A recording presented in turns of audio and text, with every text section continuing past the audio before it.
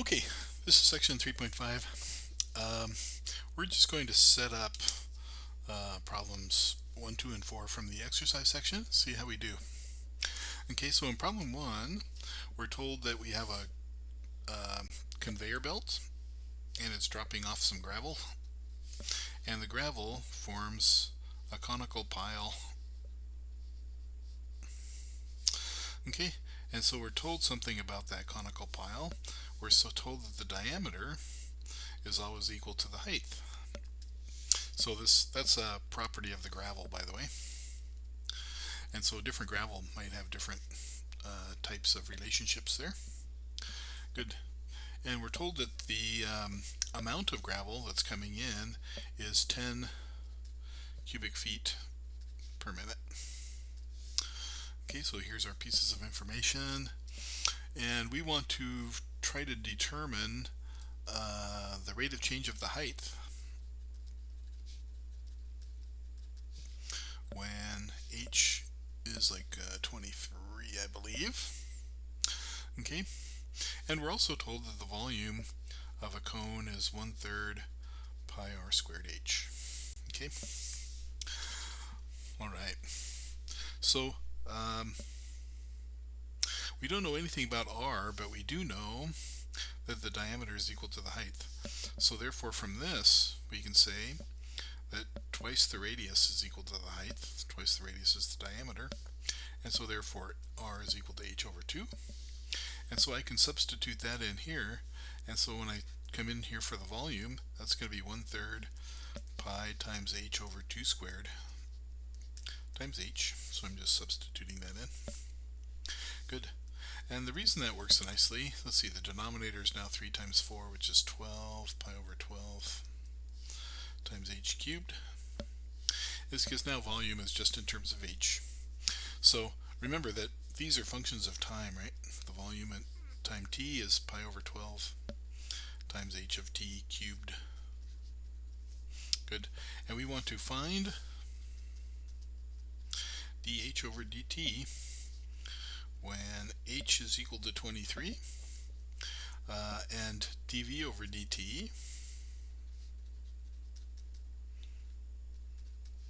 is equal to 10.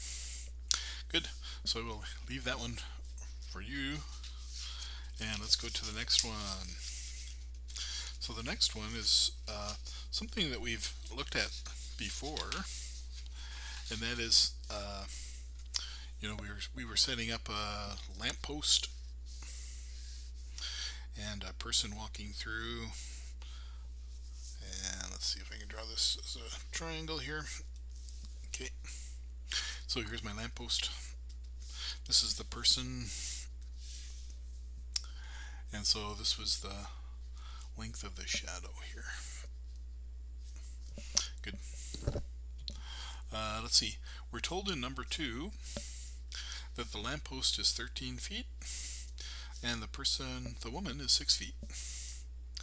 And we're told that the woman is walking away from the lamppost at a rate of 6 feet per second, I believe.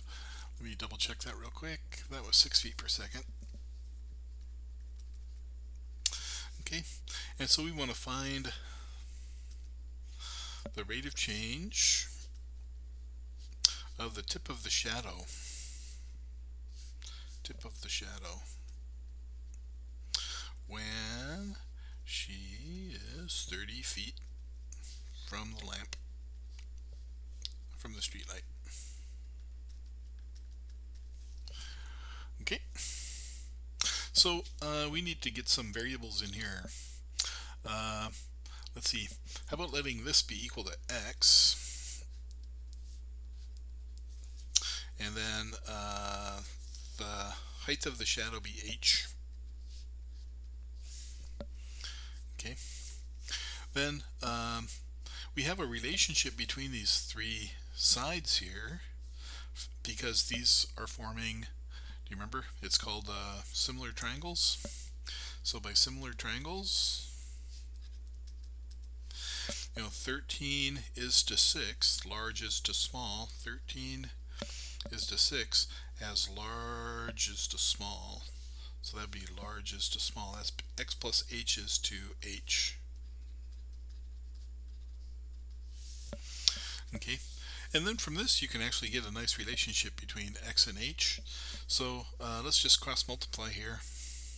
So 13 times h is equal to 6x plus 6h. Good.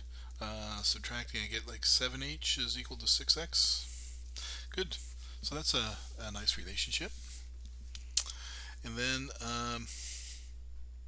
let's see, what is it? We want to find the rate of change of the tip of the shadow. Let's see. When she is 30 feet from the streetlight. So when she is 30 feet from the streetlight, that means that x is equal to 30, right? And so this 6 feet per second is now dx over dt. Right? The problem is that I don't know what h is going to be, right? So when x is equal to 30, do we know what? Let's see, do we need to know that?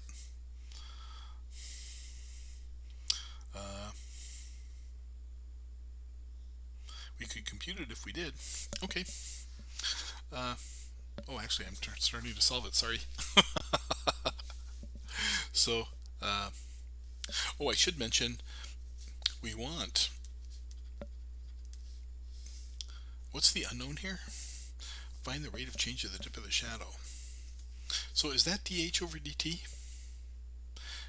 Do you see that that's not dh over dt? It's actually it has to be the rate of change of this entire quantity here.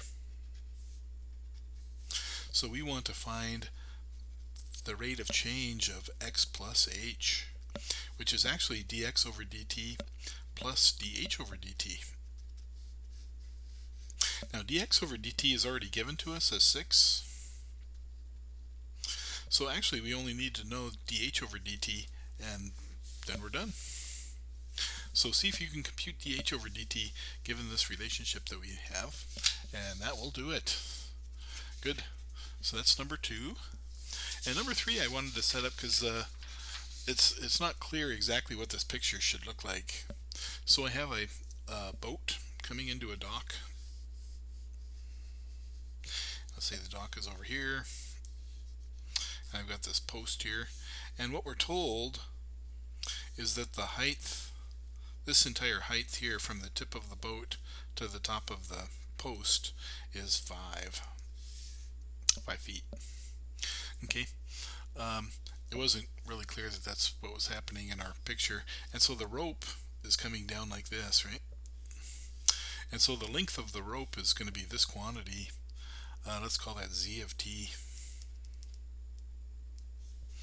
And so then our x of t can be the distance from the dock. Okay. So then when we're saying that, for example, the rope is being pulled in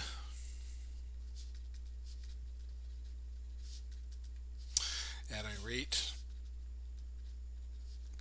of 2 feet per second. In terms of our notation, what does that mean? Is that the rate of change of z or the rate of change of x? That is the rate of change of z. So this is saying that dz over dt is equal to 2. Okay. Further, it says, how fast is the boat approaching the dock when the length of the rope from the bow to the pulley is 13 feet? So that means we want to find dx over dt when the length from the rope from the bow to the pulley is 13. So that's when z is equal to 13. Okay. All right. So this is number 4 in the exercises. Good. So give that one a try. See if you can find dx over dt when z is 13. Good. So those are 3 setups for homework problems 1, 2, and 4.